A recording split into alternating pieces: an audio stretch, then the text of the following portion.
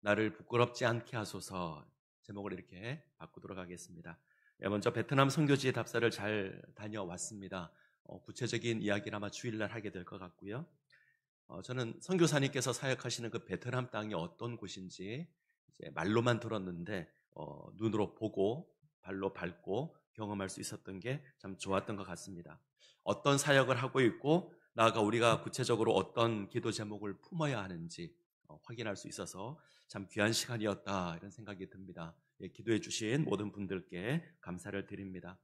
특별히 기도 부탁을 드리는 건 저희 지휘하시는 정현정 집사님의 그 아들 레원이가 마지막 날 그 호텔에서 계단에서 좀 미끄러져서 다리를 다쳤습니다. 그래서 오른쪽 다리 경골과 비골, 오른쪽 보통 다리에 아주 굵은 뼈가 하나 있고 옆에 얇은 뼈가 하나 지나갔는데 그 두 뼈가 다 골절이 되었습니다. 그래서 오늘 수술을 했고요.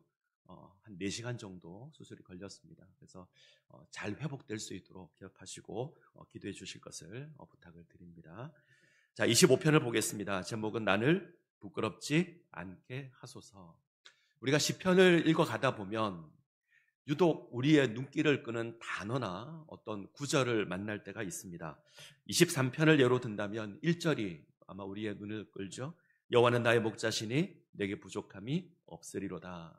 우리가 아마 이 말씀을 붙들고 살아가면 마음의 든든함을 느끼지 않을까 생각합니다. 25편을 읽으면서 제가 주목한 부분은 2절입니다. 2절 한번 볼까요? 2절 같이 읽습니다. 나의 하나님이여 내가 주께 의지하여 싸우니 나를 부끄럽지 않게 하시고 나의 원수들이 나를 이겨 개가를 부르지 못하게 하소서. 무엇이 저의 시선을 사로잡았을까? 나를 부끄럽지 않게 하시고 내가 하나님 의지하여 싸우니 나를 부끄럽게 하지 마십시오. 이 부분이 제게는 좀 많이 다가왔습니다. 시인이 고백하죠. 내가 하나님 믿는데 나를 부끄럽게 하지 마십시오. 내가 하나님 의지하는데 나를 부끄럽게 하지 마십시오. 이렇게 해석할 수 있을 것 같습니다. 비슷한 고백이 25절에도 나옵니다. 25절을 한번 볼까요? 20절 같이 읽습니다. 내 영혼을 지켜 나를 구원하소서. 내가 주께 피하오니 수치를 당하지 않게 하소서. 내가 주께 피하오니 수치를 당하지 않게 하소서. 수치를 당한다, 부끄러운 일을 당한다 같은 말입니다. 시인은 자신이 살아가는 이 땅에서 내가 하나님의 백성이기에 수치 당하지 않기를, 부끄러움 당하지 않기를 간구합니다. 궁금하죠? 시인이 어떤 상황이기에 하나님을 인하여 수치를 당하지 않게 해달라고 기도할까? 하나님 나를 부끄럽지 않게 하십시오 이렇게 기도할까? 이 상황을 파악하는 게 25편을 해석하는 열쇠가 될 것 같습니다. 얼마 전에 동계 아시안 게임이 있었죠. 하얼빈에서 있었는데 저희 나라 성적을 혹시 아십니까? 종합 2위를 했어요. 금메달을 16개를 땄습니다. 요즘 스포츠를 보면 사실 결과가 바로바로 나오죠. 어떤 순위를 다투는 경기를 하게 되면 누가 1등으로 2등으로 골인했는지 우리가 압니다. 어떤 예술을 하는 경기를 보게 되면 그때 바로 점수가 나오고 속도를 측정하는 경기를 보면 또 바로 기록이 나옵니다. 그래서 우리는 누가 1등인지 2등인지 순간적으로 압니다. 근데 좀 다른 경기도 우리가 살아가는 삶에 있는 것 같아요. 예를 들어서 어떤 그림 그리기 대회를 한다거나 아니면 어떤 합창 대회를 한다거나 어떤 음악을 연주하는 대회를 한다 그러면 대회가 다 끝마친 다음에 점수를 모아서 평가를 하고 발표를 하죠. 그 시간 동안 기다려야 됩니다. 이 기다림의 시간들이 있습니다. 그때 사람들의 마음이 좀 어떨까? 좀 조마조마할 수도 있고 좀 두려워할 수도 있고 기대할 수도 있을 것 같습니다. 어떤 결과가 주어지기를 기다리는 마음. 좀 극단적으로 얘기하면 재판 가운데 있는데 재판의 결과가 어떻게 주어질지 조마조마하게 기다리는 마음. 이런 것도 있을 겁니다. 이때 시인이 하나님을 향해서 하나님 나 최선을 다했습니다. 나는 정말 열심히 했습니다. 나를 망신시키지 말아 주십시오. 이렇게 고백할 수 있죠. 저는 25편이 일종의 이런 고백이라고 생각합니다. 하나님 나는 열심히 살았는데 하나님 나 부끄럽게 만들지 마십시오. 이렇게 고백하는 것일 수 있습니다. 자, 25편은 내가 주님을 바라봅니다. 이런 고백으로 시작합니다. 1절을 한번 볼까요? 1절 같이 읽습니다. 여호와여 나의 영혼이 주를 우러러 보나이다. 내 영혼이 주님을 우러러 봅니다. 원문 그대로 하게 되면 내 영혼을 들어 올립니다. 하나님을 의지합니다라는 표현 가운데 가장 강한 표현입니다. 내가 하나님 신뢰합니다. 하나님 의지합니다. 이 표현 가운데 가장 강한 표현이 내 영혼이 주님을 우러러 봅니다. 내 영혼을 들어 올려서 하나님만 바라봅니다. 이런 뜻입니다. 아마 시인은 무릎을 꿇고 양손을 하늘 향해 펼쳐 들고 이렇게 아마 기도했을 겁니다. 여호와여 내 영혼이 주님을 우러러 봅니다. 내가 주님만을 바라봅니다. 주님만을 신뢰합니다. 25편 가운데 계속 나옵니다. 2절을 보시면 나의 하나님이여 내가 주를 의지하였사오니 15절을 보시면 내 눈이 항상 여호와를 바라봅니다. 20절 내가 주께 비하오니 수치를 당하지 않게 하소서. 21절 내가 주를 바라오니 나를 보호하소서. 비슷한 고백이 계속 반복됩니다. 시인은 하나님을 바라보고 있습니다. 이때 바라본다 이 말은 기다린다. 어떤 결과를 기다린다. 하나님 나를 구원해 주실 것을 기다린다. 하나님 내가 의롭다라고 판결할 것을 기다린다. 기다립니다. 시인은 하나님의 구원을 기다리며 하나님의 판결을 기다리며 그 구원을 인해서 그 판결을 인해서 내가 이 땅에서 부끄러움 당하지 않기를 소망하고 있습니다. 예를 들어보죠. 세상 사람들이 우리를 향해서 네가 정말 하나님 믿는 것 맞냐라고 물어볼 수 있죠. 네가 정말 예수 믿는 사람이냐 물어볼 수 있습니다. 이때 우리가 당당하게 그래 나는 하나님의 백성이다. 나 하나님 믿는다. 예수님 믿는다. 이렇게 말하는 것이 맞을 겁니다. 그런데 자신 있게 말하는 것이 좀 불편할 때가 있습니다. 뭔가 내가 좀 부끄러움을 당할 때, 내가 좀 수치스러운 상황 가운데 있을 때, 내가 하나님의 백성이다 말하는 것이 좀 두려워질 때가 있죠. 그때 하나님이 나타나셔서 너는 내 아들이다 이렇게 말씀해 주시면 참 좋을 것 같다 이런 생각을 합니다. 그러면 우리가 좀 당당해질 것 같습니다. 지금 시인이 요구하는 게 이겁니다. 마치 재판대 앞에서 사람들이 시인을 향해서 네가 하나님의 백성이 맞느냐, 네가 하나님의 사람 맞느냐 이렇게 물을 때, 이렇게 소리칠 때, 이렇게 비난할 때 하나님 내 손을 좀 들어주십시오. 하나님 내 편을 들어주십시오. 나로 하여금 부끄러움 당하지 않게 하십시오. 이렇게 고백하는 겁니다. 자, 시인이 이렇게 고백하는 이유가 있습니다.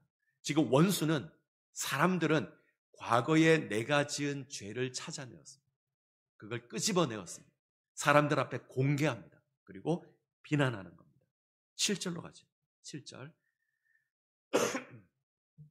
7절 같이 있습니다. 여호와여 내 젊은 시절의 죄와 허물을 기억하지 마시고 주의 인자하심을 따라 주께서 나를 기억하시되 주의 선하심으로 하옵소서. 11절 볼까요? 11절 같이 읽습니다. 여호와여 나의 죄악이 크오니 주의 이름으로 말미암아 사하소서. 18절 같이 읽습니다. 나의 권고와 환난을 보시고 내 모든 죄를 사하소서. 원수가 조롱하는 이유가 있습니다. 죄 때문입니다. 7절을 근거로 한다면 시인이 젊었을 때 이전에 지은 죄가 있습니다. 자, 원수가 어떻게 찾아내었는지 모르겠지만 이것을 기억하고 끄집어내었습니다. 죄를 드러내고 죄를 공개합니다. 그리고 시인을 공격하기 시작합니다. 시인은 이러한 모습을 인해서 괴로워합니다. 자, 다른 사람을 비난하는데 과거의 모습을 들추어내는 것보다 좋은 게 없습니다.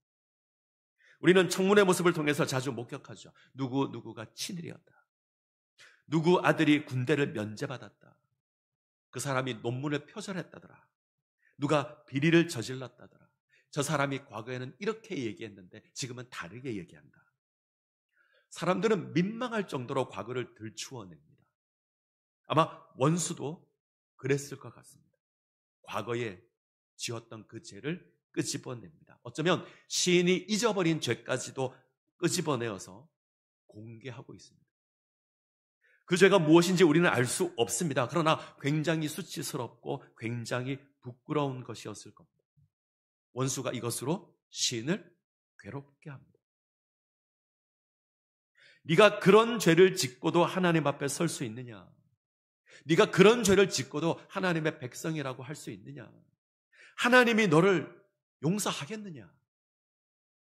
이런 비난이 시인에게 주어집니다. 조롱이 가득하고 비난이 가득합니다. 상황을 보면 시인은 그 죄로 말미암아, 시인은 정말 그 죄를 지은 것 같아요. 없는 죄를 만들어낸 게 아닙니다. 실제로 그 죄가 있었습니다. 그것을 찾아내었고 끄집어내었고 비난하는 겁니다. 이 상황에서 시인이 하나님을 봅니다. 철저하게 하나님 봅니다. 그리고 고백하는 겁니다. 하나님, 나를 부끄럽게 하지 말아주십시오.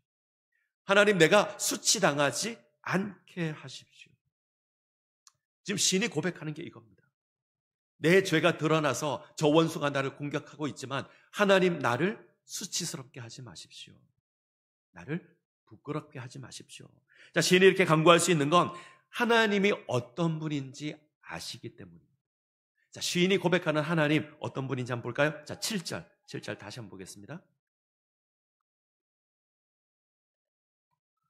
7절 같이 읽습니다.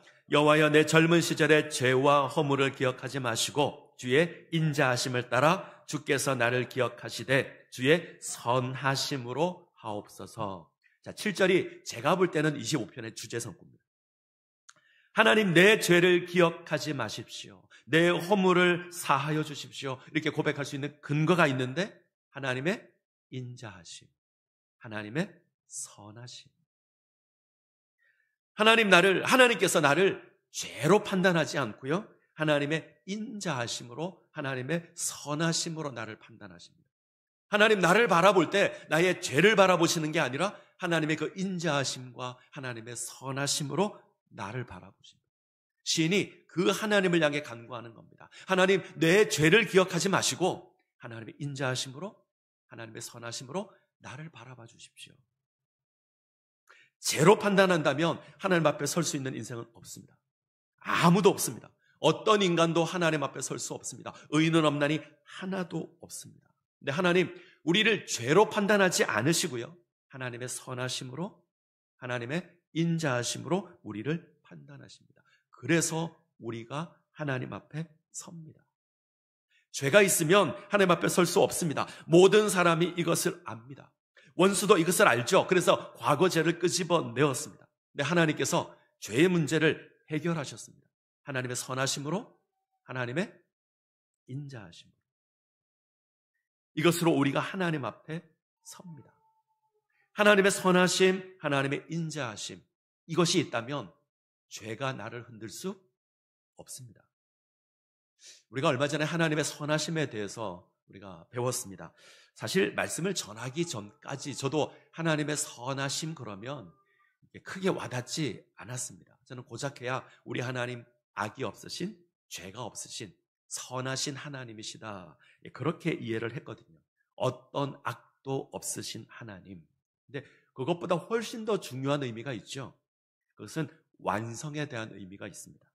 하나님께서 피조세계를 하나님의 뜻 가운데 세워 가십니다. 모든 것 합력하여서 선을 이루어 가십니다. 선하신 하나님, 좋으신 하나님, 하나님 반드시 하나님의 뜻을 이루어 가십니다. 하나님의 선하신 뜻을 완성해 가십니다. 포기하지 않고요, 멈추지 않고요, 걸림돌이 있다고 해서 하나님 포기하지 않으십니다. 이것이 하나님의 선하심입니다. 근데 이 선하심을 이루는 구체적인 방법이 하나님의 인자하심입니다.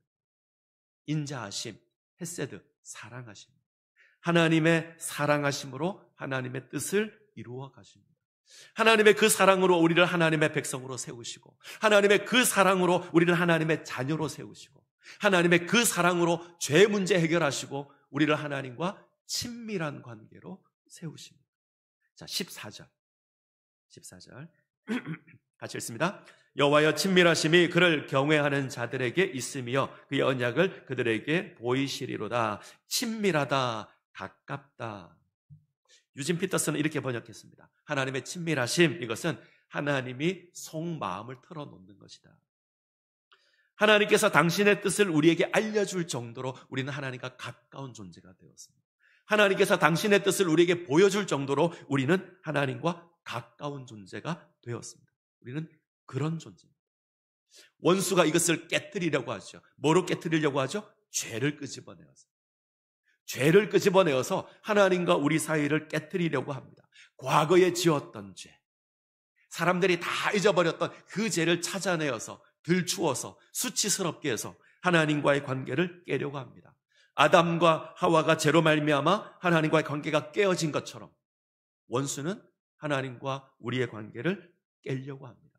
그런데 이 친밀함을 깰 수가 없습니다. 이유는요, 하나님의 인자하심과 하나님의 선하심으로 죄의 문제가 해결되어서 그렇습니다. 하나님께서 하셔서, 하나님께서 이루셔서 이 관계는 깨어지지 않습니다. 아마 시인은 처음에는 고민이 많았던 것 같아요.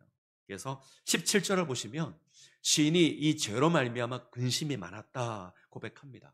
원수가 죄를 들추어내고 수치스럽게 만드니 두려웠을 겁니다. 그런데 하나님의 인자하심을 생각하고 하나님의 선하심을 생각하니 이 죄가 나를 흔들 수 없다, 이걸 깨닫는 겁니다.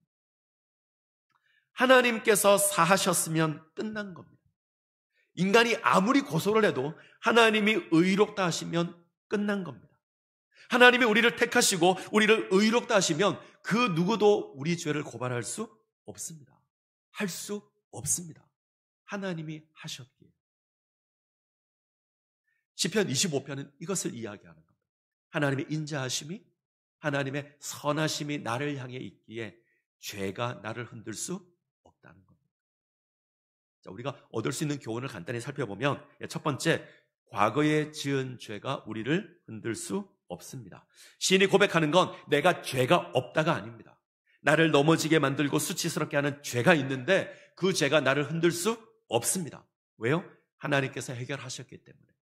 하나님의 선하심과 하나님의 인자하심으로 해결되었기 때문에 원수가 그것을 끄집어내어도 나의 삶을 흔들 수 없습니다. 그래서 당당히 하나님 바라보는 겁니다. 자, 용서받은 죄인, 이런 말이 있습니다. 그리스도인을 정의하는 것 가운데 대표적인 것이 용서받은 죄인입니다. 우리는 죄인인데 용서받은 죄인입니다. 그래서 하나님 앞에 설 수 있습니다. 우리가 열심히 선을 행하고 열심히 노력하여서 용서받은 게 아닙니다. 하나님께서 용서해 주셔서 우리가 용서받은 겁니다. 문제는 너무 자주 잊어버리죠. 우리가 용서받았다는 것을 자주 잊습니다. 그래서 원수가 끄집어내어서 우리를 흔드는 겁니다. 잊으시면 안 됩니다. 예수 그리스도의 십자가로 우리의 모든 죄는 사해졌습니다. 우리가 하나님의 자녀가 되는 것에, 하나님의 백성이 되는 것에 그 어떤 걸림돌도 없습니다. 행여 원수가 우리를 찾아와서 우리 죄를 끄집어내어서 우리를 흔들려고 합니다. 봐라, 네가 지은 죄가 있다, 기억해봐라. 네가 이렇게 끔찍한 죄를 지었는데 어떻게 하나님의 자녀가 될 수 있겠느냐, 너는 하나님의 자녀가 될 자격이 없다, 이렇게 말한다고 할지라도 요동하시면 안 됩니다. 하나님께서 우리의 모든 죄를 사하셨습니다. 하나님 우리 과거의 죄를 문제 삼지 않으실 겁니다. 원수가 끄집어내어도 하나님 우리를 버리시는 일은 없습니다. 그래서 이 확신 가운데 세워지시기를 바랍니다. 그래서 첫 번째는 사죄의 확신을 지녀야, 과거에 지은 죄가 나를 흔들 수 없다. 하나님이 우리를 당신의 백성으로 부르신 건 우리의 죄를 몰랐기 때문이 아닙니다. 다 알고 계시는데 하나님께서 문제를 해결하시고 우리를 부르신 겁니다. 하나님의 인자하심으로 우리 죄를 사하셨습니다. 하나님의 그 사랑으로 예수 그리스도를 이 땅 가운데 보내시고 십자가 지게 하시고 죽게 하심으로 그 사랑으로 우리를 부르셨습니다. 우리의 죄를 사하시고, 그리고 하나님의 선하심으로 우리를 당신의 백성으로 세워 가실 겁니다. 자, 로마서 8장 33절 볼까요? 로마서 8장 33절, 34절 같이 읽습니다. 누가 능히 하나님께서 택하신 자들을 고발하리요, 의롭다 하신 이를 하나님이시니 누가 정죄하리요. 죽으실 뿐 아니라 다시 살아나신 이신 그리스도 예수시니 그는 하나님 우편에 계신 자요 우리를 위하여 간구하시는 자시니라. 하나님께서 우리 죄를 사하시고 우리를 의롭다 하셨습니다. 하나님의 이름으로 사하셨습니다. 예수 그리스도로 말미암아 이 문제 해결하셨습니다. 누가 우리를 고발할 수 있습니까? 누가 우리를 흔들 수 있습니까? 결코 할 수 없습니다. 이 확신 가운데 세워지셔야 합니다. 자, 두 번째, 우리 삶이 온전해야 합니다. 과거의 죄가 우리를 흔들 수 없다는 건 내가 마음대로 살아도 좋다가 아닙니다. 내가 죄와 상관없어졌으니 나는 의로운 삶을 살겠습니다. 이게 우리 삶의 자세가 되어야 합니다. 죄에서 자유하게 되었기에 마음대로 사는 게 아니라 죄와 구별된 삶을 사는 겁니다. 시인은 이것을 위해서 애쓰고 노력합니다. 자, 4절과 5절 같이 읽습니다. 여호와여, 주의 도를 내게 보이시고 주의 길을 내게 가르치소서. 주의 진리로 나를 지도하시고 교훈하소서. 시인은 자신의 삶이 하나님의 말씀으로 세워지기를 간구합니다. 자신의 삶이 하나님의 말씀으로 말미암아 죄와 상관없는 삶으로 세워지기를 소원합니다. 용서받은 죄인은 죄를 지어도 된다가 아닙니다. 죄와 상관없게 되었기에 거룩의 삶을 사는 겁니다. 이것을 위해서 지녀야 될 자세가 두 개 있는데 하나가 성실이고요, 하나가 정직입니다. 이것이 세 번째 교훈입니다. 우리는 정직과 성실의 삶을 살아야 합니다. 21절 같이 읽습니다. 내가 주를 바라오니 성실과 정직으로 나를 보호하소서. 나를 보호하소서. 유진 피터슨 이렇게 번역합니다. 나를 다듬어 주십시오. 하나님, 성실과 정직으로 나를 다듬어 주십시오. 나를 빚어 주십시오. 나를 성실과 정직의 존재로 세워 주십시오. 우리가 살아가는 삶의 지향점이 있다면 정직이고요, 성실입니다. 저는 예수 믿는 사람이 지녀야 될 가장 중요한 자세가 이거라고 생각합니다. 정직이고요, 성실입니다. 이게 왜 필요하냐면 세상 사람들이 못하는 겁니다. 세상 사람들이 너무나 힘들어하는 겁니다. 성실은 말한 것, 약속한 것 분명히 지키는 자세입니다. 내가 약속한 건 내게 손해가 되더라도 내가 그것을 변경하지 않고 지키는 자세입니다. 우리가 말을 너무 쉽게 해요. 생각하지 않고 말을 너무 쉽게 내뱉습니다. 그리고 너무 쉽게 잊습니다. 그리고 내게 손해가 되면 말을 또 바꿉니다. 내게 조금의 손해만 주어져도 약속을 바꾸는 것이 세상의 모습입니다. 우리는 그 세상과 달라야 합니다. 성경은 우리 말에 책임을 요구합니다. 내가 말한 거라면 책임을 져야 합니다. 아무 생각 없이 뱉은 말이라도 그 말에 대한 책임을 지는 겁니다. 이게 성실입니다. 말한 것 지키는 것. 두 번째, 정직. 정직은 심은 대로 거둔다는 겁니다. 뿌린 대로 거둔다. 세상은 적게 심고요, 많이 거두려고 합니다. 세상에서 유능하다고 말하는 게 이겁니다. 적게 심고 많이 거두겠다. 그걸 능력이라 말합니다. 근데 그건 속이는 거죠. 거짓입니다. 그것이 불법인지 뻔히 아는데 많은 이익이 되면 세상 사람들은 그렇게 합니다. 우리는 정직의 열매를 거둬야 합니다. 뿌린 만큼 거두는 겁니다. 우리 하나님, 만홀히 여김을 받지 않으시는 하나님, 우리 하나님, 우리 마음대로 조종할 수 있는 하나님이 아니라는 말입니다. 하나님의 법칙입니다. 우린 만큼 거두게 하실 겁니다. 그러기에 우리가 정직의 삶을 사는 겁니다. 자, 말씀을 맺겠습니다.